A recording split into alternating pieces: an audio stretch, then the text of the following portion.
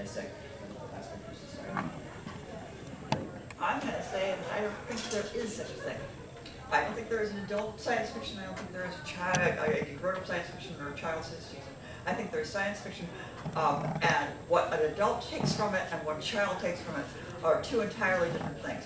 And I can't come up with, unfortunately, like brain freeze, I can't come up with anything good except for the first time that I sat down with my son after he became an adult and watched Blazing Saddles with me. And he looked at me and said, "Mom, this is not the same movie that I watched 11 years ago." And I'm like, "Yes, it is. It's exactly the same movie." I watched Star Trek when I was 10, and wow, and a lot of that stuff was really, really cool, really, really fun. And then I watched it 10 years later, and it was a completely different show. So I don't think that there's an adult science fiction and child science fiction. I think they're both the same things, or can be written as the same things. I think it depends on how, on if you go ahead and interpret it that way. I tend not to quite agree with that. I mean, I write for Analog, which I think is child science fiction. I consider that a young adult market. On the other hand, there's F&SF, and I think Gordon Van Gelder's A Prince, but that's adult science fiction in the sense that it is cynical, sophisticated, and I don't like that personally. That's not what I do. And I talked to Gordon about it. I said, you don't buy stuff from me because I like upbeat endings and write upbeat stuff. He said, frankly, that's correct. You're the writer, but I wasn't like that. And I said, fine, you saved me a lot of postage. Yeah. and so I honestly think those two venues are very different. The Analog is a bright, sparkling, wonderful future, kid-oriented, young adult-oriented, and F&SF is sort of downbeat, and cynical, and worldly. That's the word I was looking for. I don't like worldly. Personally. No fun. Well, I would actually, what I mentioned Thunderbirds before, I would actually use the 60s Thunderbirds in the movie from a few years ago as an example of the different approaches. Yes. Because the 60s Thunderbirds, while it was a kids show and its main market was kids, it was written smart enough and didn't speak down to its intended audience, such that it worked for both markets. The 2004 movie was really Hannah Montana in Thunderbird's vehicles. And it was too silly and not even serious on a level where a kid could take it seriously, never mind an adult. If you write, regardless of who you think your primary market is, if you don't talk down to any part of your market, but you don't bury yourself in jargon so that, a 12-year-old will go, this is far too just complex for me, then you can hit that area where it works for both. And something like the success of Harry Potter speaks to that area, because adult readers of Harry Potter can get a lot of stuff out of it that a 10-year-old won't necessarily pick up. When a 10-year-old comes back to a 20, they'll go, it's amazing how much there was in this book that wasn't before. Oh, I'm sorry. Oh, I was going to say, actually jump off from something that Lee said, but before I thought that was very interesting what you said about the difference between Analog and F&SF. Don't tell Gordon. No, but because to my mind, that's almost that's the opposite of what I thought you would say, because Really? to my mind, Analog, which tends to publish more quote-unquote kind of hard SF, It is hard. well, sort of more grounded in real science. Yeah, but it's up. But to my mind, that always seemed like it was sort of more adult, because it was not more fantastical or magical or something like that. But it was real science as opposed to sort of Jack Vance, But I think science the point as that can magic. jump in on that is that it depends how you play it. Because hard SF is a great area to play in if you want to write really something cool for the younger set. Because when you're kids, you love shiny, cool toys, and hard SF is great for that. I'm a theoretical physicist. I've never met an adult theoretical physicist. I mean, we're all kids, and They're still playing with their shiny toys. yeah, we're playing with our theoretical stuff, and Yep. that's what I think of as. You've moved on from mechanical sets to particle smashers. Yeah, you're right. Okay, then, so to jump off a little bit from what Lee said, and I'll go back to Paul and then around, and not to I mean, we can bring in films and TV and stuff like that, but I kind of, for the moment, like to focus on literature, on books and magazines. Can you think of you know, and for everyone I'm gonna ask this, a book that you read or a story that you read when young? You know, there's the famous, the cliche, what is the golden age of science fiction? 13. Yeah, right. You know, that most people encounter it for the first time when they're young, and then, you know, some people stop reading it as they get older, and many people, probably most of the people here and at this convention, are people who are lifelong readers of it, or, you know, fantasy or science fiction, but here we're talking science fiction. Can you think of a book that you read, or a story that you read as a kid, that you went back and reread as an adult, that you read differently? That you had a different experience? And if you don't have something off the top of your head, I can come back. But. Yeah, I didn't read a ton of, I guess I read more fantasy as a kid than I was, like science fiction per se. Did you have, you know, say, just, you know, for the sake of discussion, was there a particular book, story or book that you read when you were young that you went back to as an adult and had a different experience, or was it the same? Well, yeah, so I read Ender's when I was fairly young, and it did have a slightly different, I had a slightly different take. I reread it a couple years ago or so, and when I read it the first time, I was in, I think it was in middle school, and so it felt very much like, oh, my peers are going to war. This is normal. What kind of middle school did you go to? But so and then rereading it after. So reading it the first time, there was kind of a sense of like, yes, this is how it is. This is fairly normal. And then reading it as an adult, my sense of the kind of injustice of the end and of the Is that what they were doing in the first place? Sure, exactly. And so reading as a kid, I think Neil Gaiman has referred to this in reference to his book Coraline, which is fantasy. But like kids are reading it as an action story, and adults reading it as a horror story. So it's that sort of direction. It's kind of crossover. I'm going to say most of Isaac Asimov. Strangely enough. You read that as a kid, and there are lots of shiny toys, and there are all kinds of wonderful buildings, and all these really, really neat scientific toys. And you read it as an adult female, and there are no human beings in the book whatsoever. So, and that's straight across Asimov. So I'm just going to go ahead and just love him straight in that. That's the one biggie that I can think of. There are a whole bunch of other books that change. The one that comes to mind for fantasy would be Dracula, because you read it as a kid and it's really horrifying and terrible, and then you read it as an adult and the sex scenes pop out at you.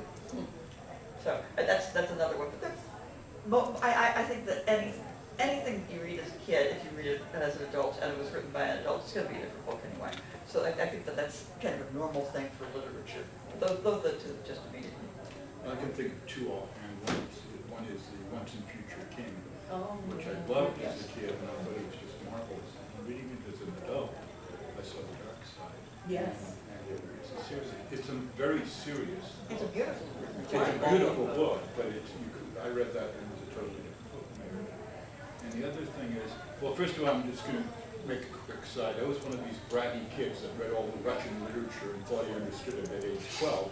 And to show you how much I didn't understand it, when I read the Brothers Karamazov, I thought there were twice as many people as there were because of these bloody Russian paintings. So the other book related to this is Brave New World, which as a kid I loved, and I thought it was a great new world. And in fact, I went to a school that made us wear ties. And if you remember Brave New World, alphas were gray, betas were blue, gammas were green, Right. epsilons were khaki, deltas were khaki, and epsilons were black. And depending on how well I did at school the previous day, I would wear that color tie. So if but I didn't own a black tie, so I was never an epsilon. And you know, and then I just thought it was great. It was wonderful, all these wonderful things. And then I read it as an adult, and then understood the book. And And it's wow. terrible, yeah. Well, as a quick sidebar, as a Russian with one of those patronyms, The middle part of Foundation, the section with the mule, etc., where two of our protagonists were refugees from an advancing invasion force that was taken over planet by planet by planet. And as a 12-year-old, you're reading that for the adventure context. And years later, when you have the historical background of such things occurring in real life in terms of invasions, refugees, all of a sudden it puts it into a whole different context of loss, of tragedy, of change that you cannot face yourself because it's bigger than you are. And in this case, well, because the protagonists were key to some of that change, they had an access that most people in that situation in the real world don't. So that puts a whole different level on it that you really can't take in as a 12-year-old kid. Well, and Do you, by the way? do I, Have a book? What's your point of Oh, view? well- Like, we haven't heard from you about this. well, I can remember being, I was a fairly precocious reader, and as many people are, I think, who read this kind of stuff, we grow up to write it. And I remember reading 1984 when I was quite young, 9 or 10 years old. And I know kids now actually do read it at that age, but in the 1960s it was not a book that a lot of kids picked up. And when I read it then, what I most identified with, because this would have been sometime in the mid-1960s, and the character of Julia, who's Winston Smith's, love interest, and at some point in the book, he says what her age is. I think she's 27. And I did the math, and I thought, no, wait a minute. She's 27 in 1984. That's how old I will be in 1984.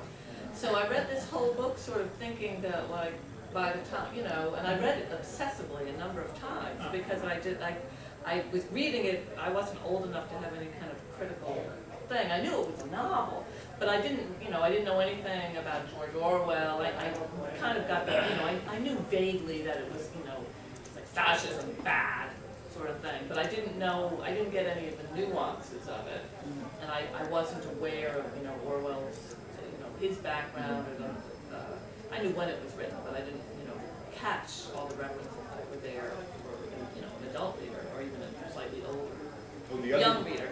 The other book I can think of, very, very different when I read it as a kid and as an adult, was Lord of the Flies. Yes, that was another one too. Yes. Exactly. And actually, that was, I read them about That the was same just like time. what kids did. Yeah. And Every then- kid I knew read Lord of the Flies. Flies, that was just what kids did. Yeah. And At then age when 10, you what a read great it, idea. Oh my Age 20, God. oh my God. Exactly. Yeah, so that's a good one. Yeah, but you go back to that as an adult and you Yeah. read it, and it has you a completely different take. I think bet. all of these things tend to be far more horrific Yes. as the time goes. But I was going to ask, and Fernanda, you can check in with this as, if you have done any writing, but for those, you who are writers, when you write something, are you, you were saying, Lee, that you don't, as a reader, or, as a reader and a writer, you don't look at things as being, for a young person or an old person. It's just, it's just a good Right, novel true. or something. But when you're writing something, do you have an audience, Paul, that you're thinking of at a certain age, or does it, are you writing something for your peers? Are you writing for posterity? Are you thinking, I'm going to write this for a younger reader? Do you ever think about, well, I'm writing this for an adult, but what would a kid think of if he picked it up and read it? Usually, each story as it plays out kind of settles out to a basic audience range, but like most good kids fiction can be read by adults with a large amount of enjoyment. Kind of vice versa, you can sort of read up as well as a kid. So not anything hard and fast, but so I guess more or less no. Completely no. Free to do it. I'm an artist, to draw. That's kind of a monster sounds to me. I'm an artist, I don't write. So you don't have to, but when you're creating your When I artwork, are you? create my art, I'm just creating my art, and then people will take it as they see it, So you're not, you are not consciously or intentionally. doing it from one age to another. No. And Carl, when you were talking before about writing for analog, and this, that this is when if you're on, your own more, you're saying it tends to be more upbeat. Are you doing that because you're aware that these are young writers out there, and that these are people, young readers, that are people that you might? No, it's my nature. The very, very first story I wrote for Analog, and got rejected, by the way, but it was the first personal rejection. I've only been writing for a short period of time. I went to the, not Clarion, but Odyssey in the year 2000, and I just sold my 30-some-odd stories to Analog. I've sold other places, but Analog bought 30 of them. But the first story I wrote came back with Stan Schmidt said, you know, this isn't a bad story. It has a little similarity with that. But the main thing is that Analog protagonists don't commit suicide. Oh yeah, okay. So, Good so, point, yeah. Not that. Remember, good, yeah. good point. So, but I've got to say, aside from that, I tend to write as a bright-eyed physicist, which really means you're a kid. I mean, physicists doing theoretical physics, it's like being in a perpetual candy store. It's amazingly exhilarating and wonderful. And I write that way, or I try to write that way anyway. So, yeah, I know my audience, even though I've had a couple of bands and a couple of Asimovs, I'm really an upbeat sort of physicist writer.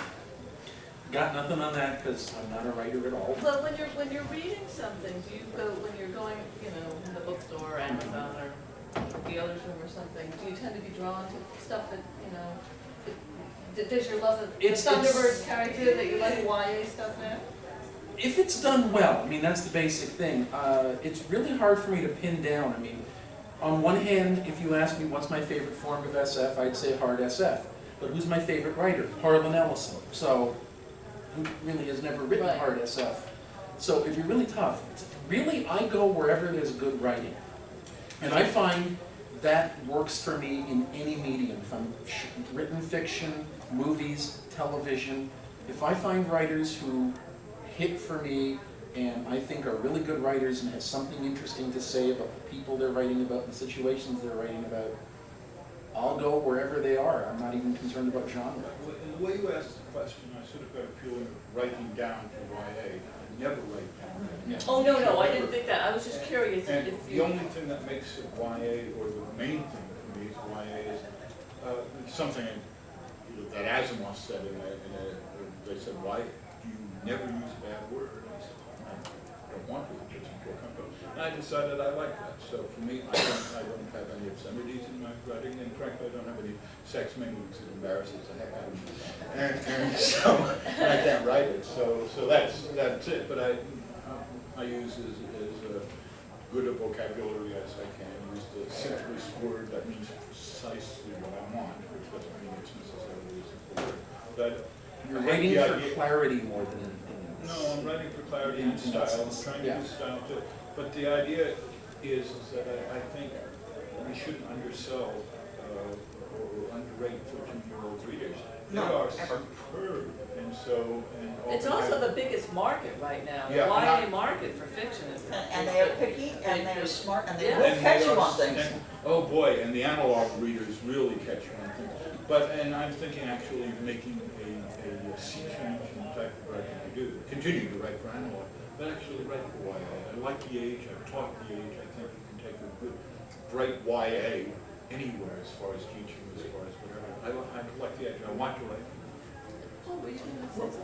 I just wanted to ask about, when you say YA, what age range are you talking about? Or like what sort of content are you talking about? 'Cause there's a lot of, like, there's a lot of YA stuff that is, all of the things you just said, like it's heavily laced with profanity, there's drug I abuse. know, and I don't, it's, Like that's you're right. that's what the market You're right. is though. But it's not So, like, necessary.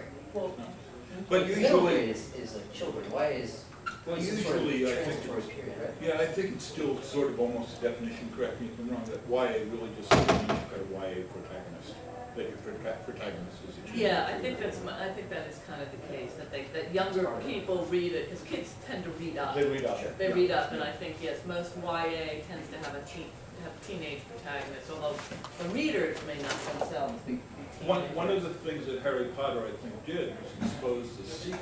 And the secret is that an awful lot of people that read YA aren't kids. They're Yes, adults. They're just like absolutely. reading it, and that's great. And Potter made that respectable. Yeah. Well, and when I originally had read about this panel, I wasn't thinking of it so much in terms of is science fiction, too grown up, meaning is it written for adults as opposed to kids? No, but this is good because No. it's actually what I was thinking about is something that we've all been talking about here, kind of touching on is, I was thinking it more in terms, has it in fact become more pessimistic? Has it become yes. sort of darker, not that, one necessarily thinks of Well, darker as being I dull think and that a not. lot of things have become darker. But I think it's We're a just bad following- thing. I Well, think it's a there's an bad- element to be said that a lot of art is a reflection of the times in which it's written. Oh, yes. Or Never really produced got in to- general. No, I disagree, because the brightest, most upbeat science fiction was at the height of the time when we thought we would all be annihilated by nuclear or whatever next week. And I think now. Yeah, but that almost falls into the category of reaction. Well, I don't know. In a I mean, sense. I'm not gonna argue Yeah. one way or another, it's hard to say, I mean, you may be right. Because I don't know, just to me, for instance, it seems like there's an awful lot more horror movies post 9/11 and really Well- dystopian stuff. I'd have a hard time imagining the reimagining of Battlestar Galactica, as it turned out, happening before 9/11. Well, again, I personally also like to stay within literature. Yeah. because, Well, I mean, I'm using those it's a because different it's a animal. more mass thing, Well, so no, I I can think Yeah. gauge when the we're talking trend science of it. fiction, we have to talk about all science fiction. Yeah. No, I understand. Not just literature. Well, but I think that, personally, I think that, in fact, there was a panel that I was on just 2 hours ago that did a couple was essentially this, is that SF has gotten very dark lately, and it's not a good thing for SF. But it's also gone through phases, because there was a lot of that that came out of the new wave writing in the 60s, Well, when SF kind of took off a bit of that sheen and went into those darker places Well, as a new experiment of the time. Gibson essentially. Yeah. And But that's also now into the Gates 80s. started that, Yeah. but that's, and the question is when will we come out of it? But I think you're right. Yeah. I think it's come out and gone good. It's enough. Come back and gone back in. Yeah, no? it just the same as everything else, you have optimistic periods, and then you have very pessimistic periods, and it lasts about another 10 years. And then you gotta get optimistic again. But I think there is a sort of innocence that actually you find Innocence, in that's the word. film as well as in other media as well as literature. There is a kind of innocence that I think, particularly in science fiction, that has been lost. Not so much, I think, in But fantasy. you don't see that we can do it, and we're going to do it, and we're going to go ahead, and And we're gonna go out, we're gonna conquer the universe anymore. You don't see that anymore. By the way, That's disappeared. That's exactly the right word, innocence, and I agree with you. But it is kind of coupled with a sort of optimism about the future that we don't really have anymore. John Clute, who's a UK critic, has said that the 20th century American science fiction, that really the story that it was telling was that the future will work. You know, It will and work. even though there are dystopic novels and stories and all kinds of things, it's that the real great myth of American science fiction, or the real great, impetus of American science fiction was that the future is going to work, which is not what you really saw so much in English, British science fiction. Yes. Or Russian. Or Russian or other ones, Never- exactly, Russian was extremely German or different, anything yeah. else, it was very, very different, and now we're sort of, we're into the 21st century, and we're kind of seeing in a lot of ways that we started seeing it towards the end of the 20th century, but the future, in fact, it's not working, it's certainly not working the way that we thought it was going to. Where's my flying car? Yeah, right, exactly. Well, I like the term innocence, and I think what we do not have is innocence, and what we have is perhaps self-consciousness. And I think the self-conscious writing means don't be too enthusiastic. And in fact, that went through the kid culture too, it's bad to be a geek, it's bad to be, I think we have a little more of course, belief. it's now much good to be a geek again, but. I think we have a little more belief in the gadgetry that we did. that flying car. Yeah, I mean, like, yeah, there was the flying car, okay. The computer was a gadget that nobody ever saw, and nobody saw the changes that was gonna give us.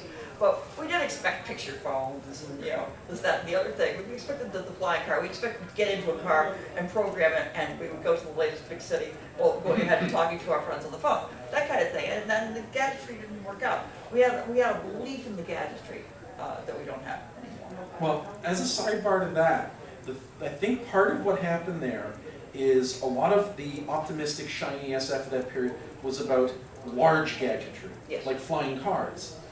And Rockets that didn't really pan out, but we have a lot of small gadgetry, iPods, Kindles, cell phones, Yeah. all of that kind of stuff that has totally changed a lot of life on a personal level, but it's nothing big that you could wrap a big story around necessarily, you know. How do you wrap a story of I rode my iPod to the moon? It really does not translate to that kind of a theme. And all of those And- technologies, yeah. people miss that. Like Yeah. what you were just saying. It's, It was a surprise. everybody was looking, rocket ships and, nuclear bombs or this, that, and the other, and the whole. Well, the ultimate example there is nobody ever wrote a story where the first ship that lands on the moon televises the pictures back to Earth in real time. And nobody predicted that's the way cell it happened. phones. I mean, computers at least had showed up in science fiction stories, but Well, cell it showed up, phones, yes. Well, which have Star Trek, of transformed, course. Yeah. cell phones and, social networking and things like that have completely transformed the way that people interact in a The- very, very blindsided short period of them. time. Yeah. There's an old saying that anyone could have predicted the car, but only a science fiction writer could have predicted the traffic jam. Yeah. That's related. It's what is the implication of your device? Yes, I miss the fact that nobody picks up the cell phone. Oh yes, the cell phone, and invented in such and such a year by so and so. Who would have had and used so and so's device. Like the old science fiction stories, they all did that. Like we don't do that anymore. We had a panel on exposition too. I always like that one. Exactly. Yes. Well, and there's, I think another thing too, another reason why, And we're not no longer impressed by the gadgets too. well, exactly. Which makes it It's large. like the- Speak for yourself. But no, After you've had a cell phone for a while, you stop staring at it every time it rings. It's like, but for yeah, for decades, PDAs, Dick right? Tracy had his Wristwatch. wristwatch with the Right. TV, and the Jetsons with the video, video phone. All of these things that for years and years and years were something that was just, unimaginable. I mean, to somebody my age. There was this great cartoon in this electronics magazine I read as a kid. It was Wrist Radio Kid. You see this kid with wrist radio. Ding, ding, ding, ding. that big. That big. Well, I think too, something I'll just throw out in terms of, we can bring movies and television and other things into the mix here as well as books, is that I think what's happening with a lot of science fiction, certainly in the, I would say since Blade Runner, is it's become, which is based on a novella, a story by Philip K. Dick, but science fiction has become, as somebody mentioned, has become incredibly self-referential. A lot of science fiction films and movies, there's either winking nods or there's, direct reference to something else. Philip K. Dick has had such a huge, well, in his lifetime, he was a hack writer, people knew, but, since his death, he has probably had more influence on more science fiction writers and sort of quote-unquote postmodern writers writing now than any other writer in the last 50 or 60 years. But there is this sort of self-referentiality to it that it's going to be a story, bless you, that's going to have paranoia in it. You're reading a certain book and you know that, somebody's not going to remember something. Philip K. Dick and Gibson too, I think, together. Well, one of the things that helps that is that science fiction is now old enough that it has established tropes, and that you can identify these things at a bit more of a distance. This is good and ill. Yes. Because in a way, it circumscribes our genre such that, there was a talk earlier by some other panel about Atwood, who's arguably read science fiction, but she said, no, it's not science fiction. And because if it were science fiction, no one would Read it. Well, no, they'd read it, but they wouldn't critique it in Yeah. the New York Times book review and stuff like that. When we taught universities. Yeah, when we taught university. So by having these tropes, we make it that only the in-crowd really are comfortable with the literature. And I think that's a very bad idea, because it makes us in a self-contained, self-defined ghetto. And I don't think that's very good for literature in general. And I think the literature of ideas, which is what science fiction is supposedly, is a very valuable thing to have. And I don't like the idea that it's constrained, being confined this way. Kind of on that subject, I think Delaney had some stuff to say about that. Kind of the language that you use in science fiction, you kind of interpret using different categories. So when you say her world blew up, you either she had a bad day or a planet just exploded. Yes. So you have to have some sort of frame of interpretation, which kind of necessitates tropes in that way. Is that not accurate? I don't know. You're accurate in what you say. I'm not sure it necessitates tropes, but it certainly is given rise to them. Are we coming up with new tropes? Because for a long time, science fiction would be generating new novel ideas and, new things in the books, new things in the movies. You would see Star Wars, when Star Wars first came out, the Death Star exploded. That was a huge thing. Nobody had ever seen that sort of special effect before. Nobody had ever watched a movie in which you had, Planet exploded. the planet exploded, but also when you had, old beat up looking spaceships. They weren't Oh, yeah. brand new shiny things. They looked like they looked like an old, Ford or something. And a lot of, but are we seeing as much invention now in science fiction and films and things? Lee, did you? Or, whatever, television. I think we're seeing different inventions. We're seeing them for different aspects. Battlestar Galactica was mentioned earlier. A lot of that kind of thing. It's all been done before, but they're mixing it differently. And this makes it a different story. But are they mixing it up in that sort of self-referential way that they're kind of I think taking so. something from the, something from the I back think corner? they're bringing something new into it. You think? Yeah, I still think there's new stuff coming out. Well, a couple of points I'll throw in on that. One of the things with special effects and SF movies the last 10 years is not that they're giving us the bigger and better explosions, but they're able to give us whole environments that don't actually have to build out of plywood. Yes. And the movie that I think really nailed that down, that concept this year, was Watchmen.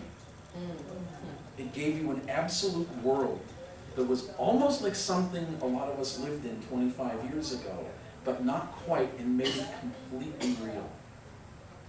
And, that's a very different thing than the Death Star and a planet blowing up, but it's something that hits closer to what anybody has, because, if you're of the right age, you've walked down the streets in Manhattan in the 80s. So you have already a connection there to a real life experience. I think all of the special effects have really helped, because you going ahead and walking with dinosaurs when you like in your imagination is one thing. Actually seeing them alive is something else. And just dinosaurs that the Harry Potter and God help me Gollum. I'm one of the people. I was not madly enthused by the entire the Lord of the Rings trilogy on film. I found it boring on film because it just went on. Like they walk a long way and they have a battle, and then they walk along another long way and they have another battle. But they did Gollum right. Okay? And just being able to do that kind of thing, just being able to go ahead and then do all the imaginary monsters and getting them right, that's something that's cool. And I think that brings excitement to it. Well, do you think that with the special effects being so sophisticated now, and I mean, not just in, movies on the big screen, but just on, your computer playing the game at home or just going to surfing the web or whatever, has that raised the bar to make it more difficult for an artist or for a writer to top that? Is this something that, No, I don't. It opens it up. Yeah, it becomes an extra tool in your palette. You get another. It's another bar to jump over. Okay, but it makes it more exciting because you have a new bar. So getting excited about. Well, and in I fact, am of the other opinion, actually. I think because special effects is boom and whatever, it's sort of, okay, we need a special effect here. And I think personally, I think dumbed down the discipline of science fiction personally. But Paul, Different media can accomplish different That purposes. is true. So, I think film has definitely changed the way that written fiction works. But I don't know, it's like you're gonna write a comic to do one thing. You can do certain things within that medium. You can't do it in prose. You can do certain things in prose you can't do in film. You can do things in film you can't do in the other two. So Apples and oranges. yeah, somewhat. Not Apples and Buicks. Yeah. It's underwriting all of it, it's right. Yeah, right. Yeah. So you're dealing in storytelling. You have to, I think, try to explore your individual medium. But the ideas are still, Yeah. that's the curse of forces, is the ideas. You still have new ideas. Well, it used to be that the short story was the cauldron of new ideas for science fiction. Yeah. And then people went off, and in fact, it was the magazines were often called a conversation between writers. Like the magazines we had but now the novel is taken over from the short story. There are more novels published, by the way, per year from major publishers than there are short stories in the major magazines. well, now the blog is taken over. Well, yeah, too. And so you don't get this, and the short story tends to be sort of a couple of encapsulated ideas. And so I think that this change of focus from the short story to the novel actually might be slowing down the growth of ideas. Dissemination. The dissemination of ideas. I don't know. I disagree somewhat. As far as markets go, I think you're probably right. But the form itself, Warren Ellis called the short story kind of like the club scene, like music, like underground clubs or whatever. You can kind of get a lot of new experimental things happening. They bring it out, they play it, people dance, they keep playing it, people don't, and it's one night, whatever. So there's much less invested in a short story than in a novel. You can try weird stuff. People will have a lot more patience for it than some pages long. But it's where the focus of the readership is now. And it used to be it was focused at, we'll be there at the cauldron and then we'll read the derivative novels. Yeah. But now it's, I think, the readership is more towards novels. We're going straight to the derivative now. Well, Like cutting out the I shouldn't have middleman. used the word derivative, No, that was no. a bad word. The But successive novel. The We're successive. going into Yes. something that is going to go ahead and go into this idea in depth. And we're going to explore this in depth rather than going ahead and just having the idea and then swinging to the next idea and the next idea. Which, it's good in one way and it's bad in another. I like the idea of, here's an idea, you sit down and you explore it. And it takes a while longer, but you explore it more thoroughly too. So, But then you don't know if you succeed or fail until like 2 years after the experiment. Yes. It's like, And the question is, where did that idea come from? Sure, and how are you going to eat until it's 2 years after you've died often. any science fiction author is actually making all the money that they get to eat on good science fiction is starving, okay? What is this, we'll write for food? Right, it just doesn't work that way, folks. Well, on that point, I'd like to throw out an analogy from the space program. First lunar probes, then Mars probes, flybys, and that's it. Yeah. And then the later probes go into orbit, and they stick around for a while and look at things. And then the next generation of flyby probes are now the Jupiter probes. And then eventually we get an orbiter around Jupiter. Unless we're throwing. And the short stories, well, that's different. That would probably be the 10-volume L. Ron Hubbard series, which impacted and blew up and left no survivor. Right, But the short stories like the flyby probe. right. And once you've taken the idea, then you send out the orbiter and you start doing novels with that concept, and then the short story moves out further afield. And I think It's a that good there's an analogy. argument there. Yeah. That's a good analogy. We have about 10 minutes left. Traditionally, this is the time when we open up to anybody in the audience who has questions or comments or going on. Are any science geeks out there? Any of you science geeks? Sure. Here, you've got to get, before you go, then you've got to get your geek cards. I have science geek Oh. cards. Definitely. Yeah, it's a 5-page user's manual on the website if you want. You have a working slide rule. Well, I think to go back to what you were saying before about analog and the magazine of fantasy and science fiction, it's interesting because there used to be many more print magazines that were publishing short fiction. And the magazine of fantasy and science fiction, this is its 60th anniversary this month. But it used to, I think the field used to be much more egalitarian. Well, I think just in the sense of, because I think what you're saying is true, that the sort of, the kind of, I don't know, worldview or whatever that's presented by something like FNS is darker and more cynical than what you get in analog. And I think it didn't used to be like that. I think you used to be, you would be able to read, I was never a deep analog reader, but I did read it, and you would get different stories. You might get, you know, not understand Smith maybe, but you would get, you know, a darker, more dystopic use of a technology or something else. But in something like FNSF, you might get more upbeat, sort of whimsical stories. And related to that is, again, I'm an analog writer, so my bias is right out front, is that Stan Schmidt, for instance, has been a relative for analog writer for some 30 years or so. He's never gotten a hero protest. And analog is rarely reviewed as the major heroes, for example. So it's not only the magazine, it's also the environment and culture too. I think what's happened is there was a shift when science fiction originally, the people who wrote it and read it tended to have backgrounds in science. And I think since the 1960s, what you've seen happen is a lot of people who write it and read it are people who have backgrounds who are degrees in creative writing. And so I think what happens is they tend to focus on those rather than. You know, it's funny, there was a science fiction convention, it was Worldcon, and Stan Schmidt was saying something like, you know, you don't have to be a PhD or whatever to write for analog, and so someone asked, it might have been Stan, how many of you out there write for analog? All the hands went up, you know, the hands went up. All right, how many of you have advanced degrees? The same hands went up. Oh, well, scratch that argument. If there actually is some, oh, I'm sorry, go ahead. Absolutely. There's sort of, it's not like that people are out there, you know, duking it out, but there is sort of a divide. Stan Robinson, Kim Stanley Robinson, who was one of the instructors at Clarion this summer, and who was a wonderful, you know, award-winning writer, but a hard science fiction writer, and he really decries, you know, fantasy is just. Anything that isn't hard science fiction is fantasy. Yes, I've run into Yes, he really feels that, you know, hard science fiction, this is the real, you know, this is the real deal. This is the real deal, all of If this. you do not express it in numbers, it is not science fiction, it's fantasy.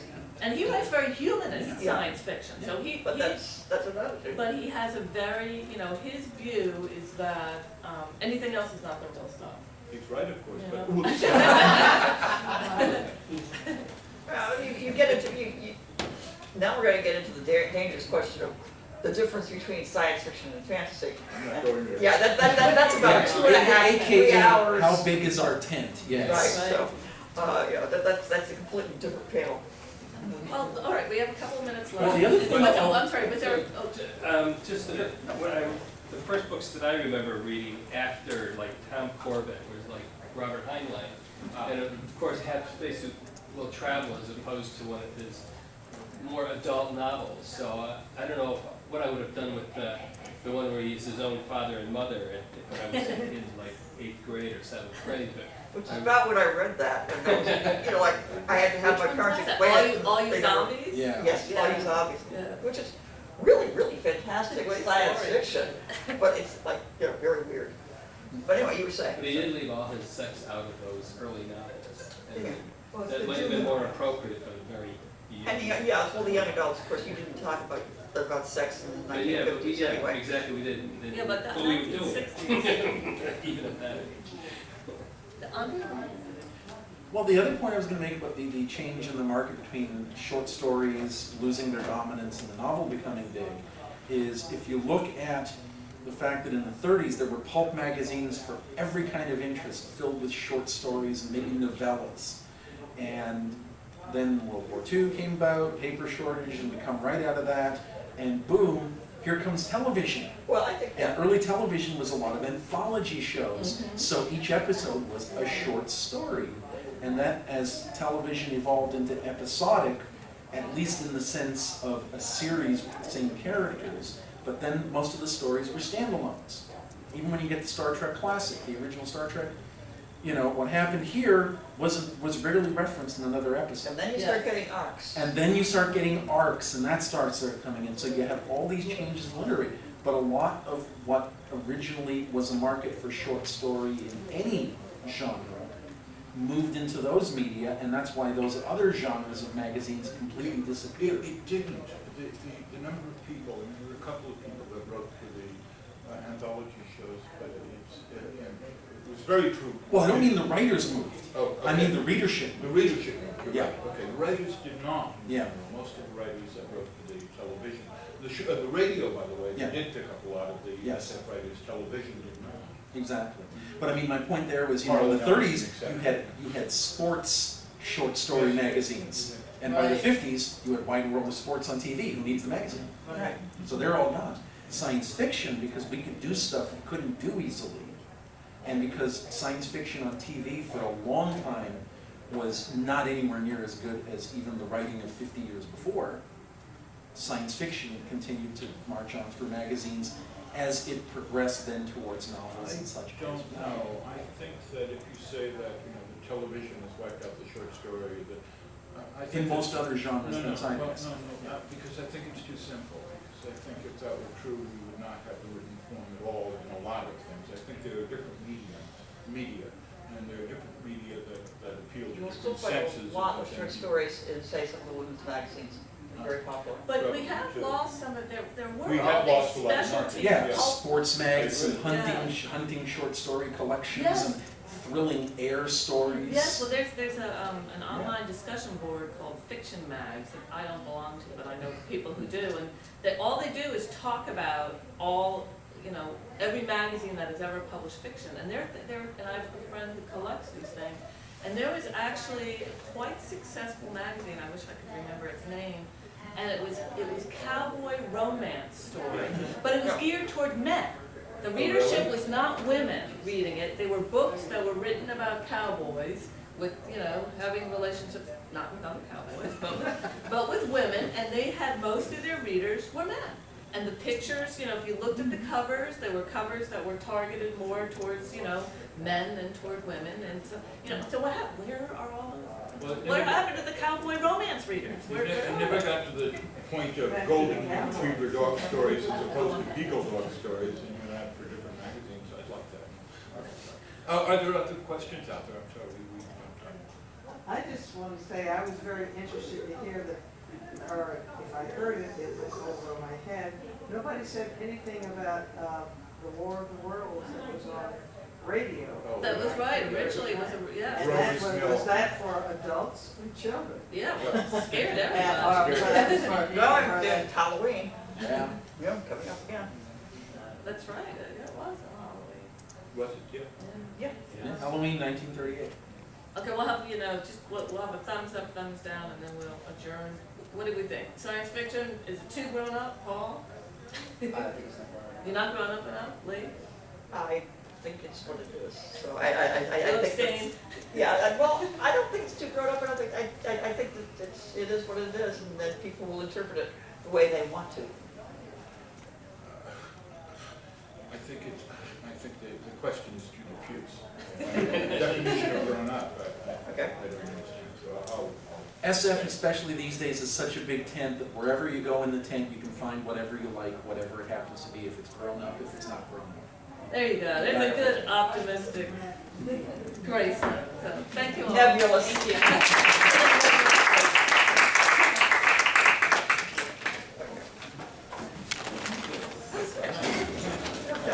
Very good job, moderator. Tim, have you met everybody?